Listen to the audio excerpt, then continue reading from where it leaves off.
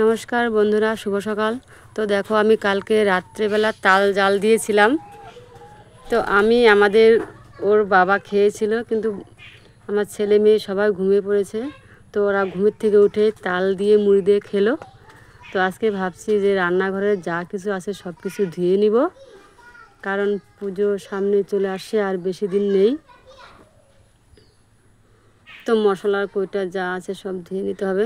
আর থালা বাসনগুলো আমি কলের পাড়ে রেখে দিলাম, এগুলো সব আজকে ধুয়ে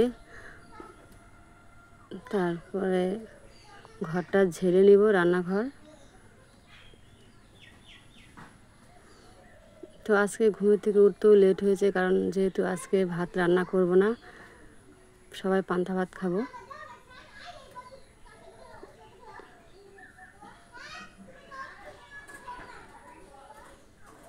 আর যে রান্নাঘরের যে পিঁড়াগুলো আছে বা রান্নাঘরের যে মেঝেটা আছে, এগুলো সব আজকে মুছে নেব, ভালো করে পরিষ্কার করে নেই।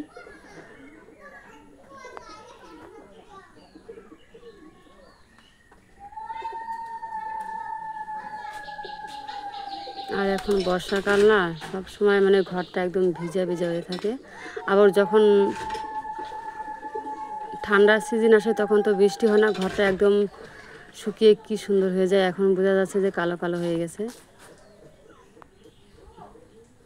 আর আমার এমনিতেও গ্যাস নাই, আমি সব সময় উনানেই রান্না করি। এই দেখো, এটা দিয়ে আমি তাল ঘষি, এটা ভেঙে গিয়েছে, তো এটা দিয়ে আমি সব সময় তাল ঘষে ক্ষীর বের করি।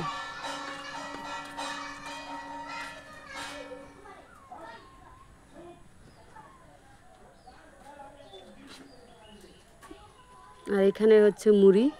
আগে যে টিন ছিল, টিনটা নষ্ট হয়ে গেছে, যে পাশে দেখো টিন, তো এখন তো টিনে রাখি না, এখন রাখি ওই ডামে মুড়ি রাখি।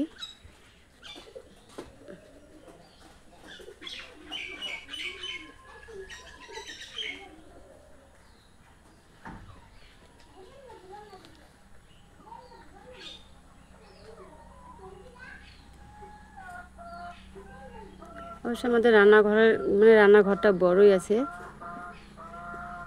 কারণ যখন ভুট্টার দিনে ভুট্টার বস্তাগুলো সব রান্না করে এনে রেখে দিই, কারণ ঘরে আমাদের জায়গা নেই।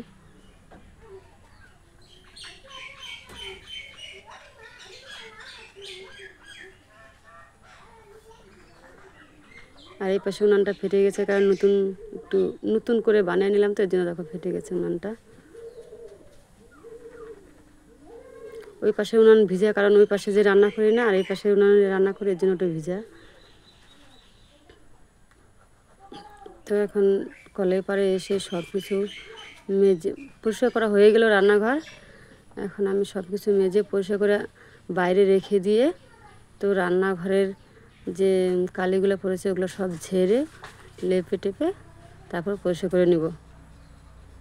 আর রান্নাঘরের বারান্দা এখন ঠিক করব না, কারণ এখনও বৃষ্টির সম্ভাবনা আছে, তো পরে একদম পরিষ্কার করে লেপে নিব।